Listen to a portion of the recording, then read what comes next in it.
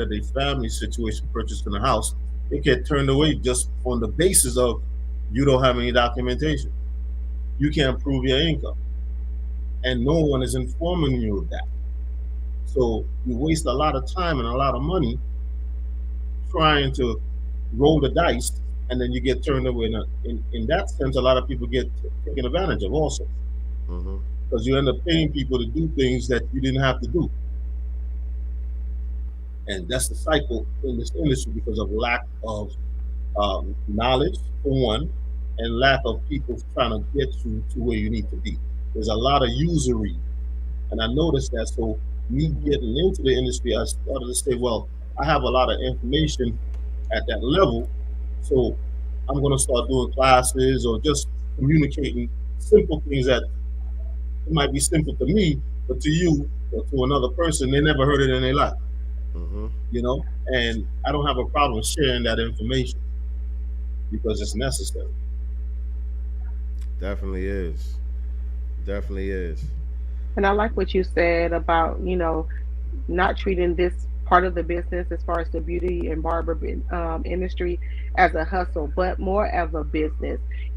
Although you're doing hair or cutting, you still are a business, not just providing a service.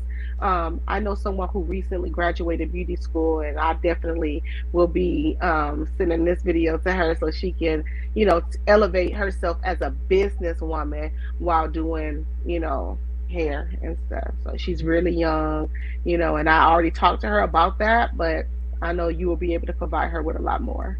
Sure.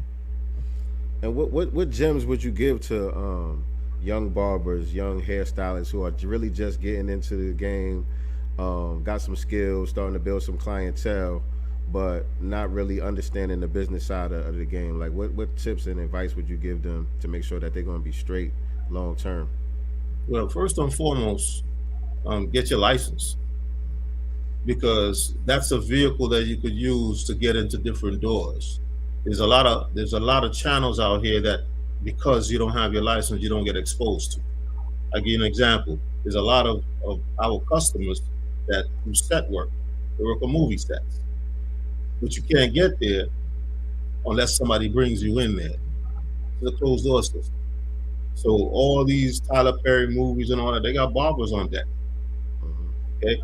And they don't want to associate themselves with somebody that doesn't have paperwork because there's a union involved and there's other steps in there that they have gatekeepers for that.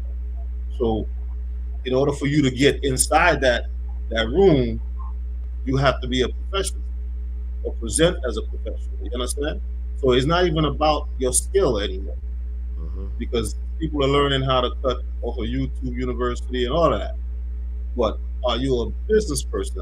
Can you present yourself in a way that you could get inside these doors with your profession, as opposed to just being in a shop, just cutting hair? If that's what you want to do, it's not a problem. But if you want to go to the next level, then there's things that you got to put in place first, and that's the first thing I would say. Then after that, once you get that out the way, now you're going to start setting yourself up, getting your business name, tax ID number, bank accounts, and so forth, and have your funds, whether you're using a booking system or not, directly go into your business account and so on and so forth. And Yes, this is a indeed. way to build business credit as well, Yeah, like you that's said, so that you can purchase a home at some point, and also use credit versus using your own money for some of those larger purchases and pay over time or so versus right. constantly using your cash. Right. Yes, indeed, man. Yeah, and so that's definitely something that's missing. I can tell you for sure. I've been cutting hair 25 years now, and a lot of that stuff I was never taught. You know what I'm saying? Nobody never gave us that type of information. Like you said, it was just a hustle, especially for me. Right. You know what I'm saying? Getting into cutting hair was never really part of the plan in the beginning. You know what I mean? I just needed to be able to tell my PO that I had a job, Right. and it just so happened that my sister was dating a dude that had the barbershop at the time, and so that's really how I started cutting hair. Hmm. You know what I'm saying? But And ironically, only to cut you, nah, but you good. this is one of the only industries that you can come out of being incarcerated Mm-hmm. and actually get in and create a career and have a life straight out the door. You see what I'm saying to you? It's a low entry level as far as what you need to get in. Mm-hmm. So that allows a lot of people to get in, and they most of the time treat it as a hustle. I'm not a barber. I'm not professing to be. I'm on the other side. You know, I know about the barber business. There's barbers that know about cutting. There's barbers that know about styling hair. That's not what I'm talking about. I'm talking about beyond that, beyond the chair. You know that you have to know that there's something beyond the chair. And this industry is one of the few that you could come out after you had a little rough patch, right? Come out and be a business owner out the gate. Mm-hmm. That's Facts. powerful, though. Facts. Facts. But we need the information. Right. Right. We need the information. And so you mentioned doing classes and workshops and stuff like that too, right? Yes. So is it centered around this type of information, or what you got Yes. going on? Yes. So I usually have classes and workshops at the different hair shows, like the Talia Wajid Natural Hair Show and different expos. And I also have classes at the store. So I have a class coming up on the 22nd, I think is a Sunday, and that's based on taxes and business entities and so forth for the industry. So you can come there, get all your questions answered pertaining to your particular situation. Um, that way, you get the focus on in your situation. A lot of times, people get information that doesn't pertain to them, and have them running around in circles. Like, why are you trying to build a bridge when you just need a step ladder? You know Mm-hmm. what I'm saying to you? That's what happens. They get tossed to and fro with so much higher level information, but it doesn't help them in any way. They don't know what is on their taxes. They don't know who to go and get their taxes prepared by. They don't know how that process. They don't know how to set up their business as far as getting the business entity, the name, the tax ID. They don't know that. So these workshops is where you can get all these answers and be able to use it for your purpose. Dope. Dope. Dope. Dope. Yeah, I gotta definitely tap in with you with that. Um, because I would love to get on that side of the aisle where I could help, pass some of this information down to some of the younger up and coming barbers and all of that, because I wish that it was there for me, Hmm. years ago. You know what I'm saying? You know, that would have made a huge difference. Knowing Right. just these simple things.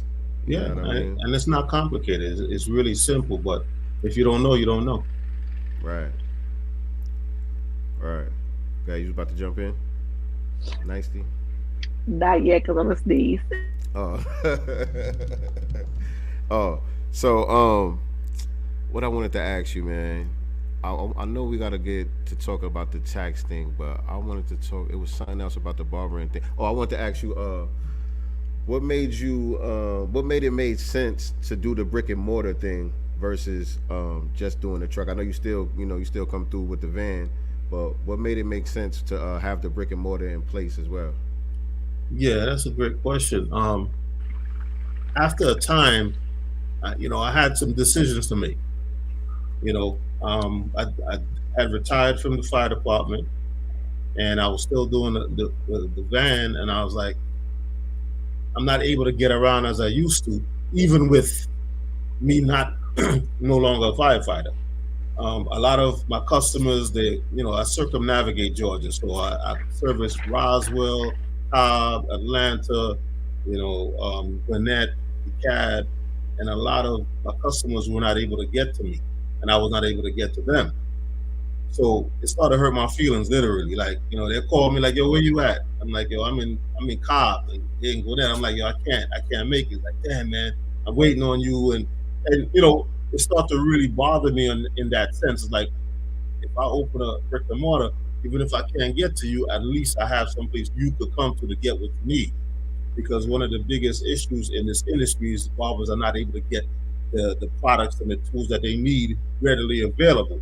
They got to go from beauty supply store to beauty supply store to and drive around and waste time. So instead of that, I say, okay, I can still move around a little bit, But if I can't get to you, guess what? I got a location, the same thing services I've been providing to you. Here you are in one location so you can come by and get what you need. But, naturally, the barber industry, is spoiled, you Yeah, know. I about to say you Yeah, spoiled us now. I'll be waiting for that yeah, van to pull up. yeah, I know. I ain't been to the store yet. I know. I'm gonna have two words for you about that, but I'm gonna let you live tonight. You know what I'm saying? I ain't gonna blast you on your own show. You know what I'm saying? So At good. least you said it out before I said it out. Yeah, You yeah. know what I'm saying? I gotta keep it a bean. I You gotta know keep what it a I'm saying? bean. I say, But yo, I that ain't was see the that. whole concept behind that. Man. That was the whole concept, and I wanted to do it. And like I said before, if I think about something and I don't do it, it's gonna bother me. If I did not do it, I'd be like 5 years from now, I'd be like, you should have opened that, right? And then it Mm, would bother me, just in the back of my mind, you know, provoke me all the time. So I said, I'd rather do it and let it do what it do. So when I'm done doing what I need to do, I can always say, yeah, I did that and I kept it moving. I won't lose no sleep. man, man.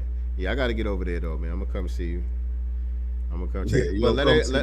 let everybody know where it's located at though. Yes, the brick and mortar is located at 3580 Breckenridge Boulevard, right off of Pleasant Hill Not even far. exit.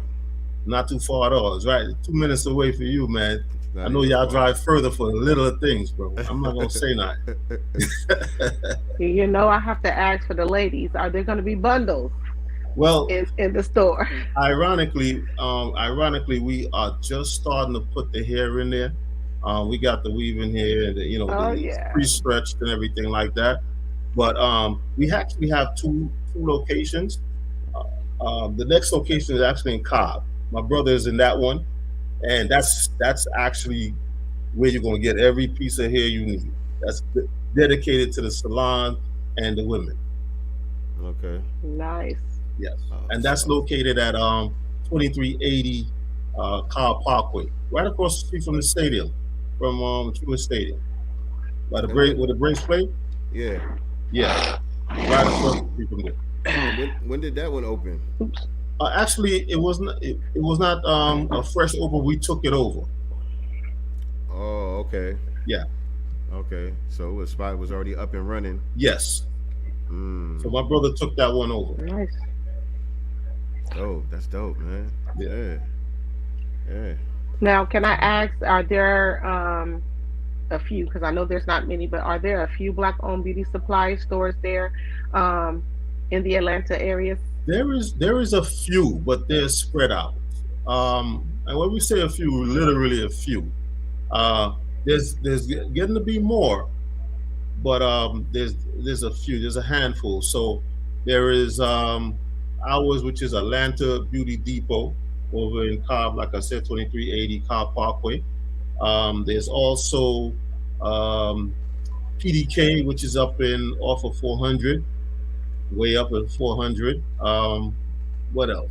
We have Carol's Beauty Supply or Beauty. I think it's Carol Beauty Supply. She's in Covington. Okay, so it's spread out, Spread and out. one of the issues, why you ask that question is that um, everything in the supply store is designed for you, but we don't own none of it.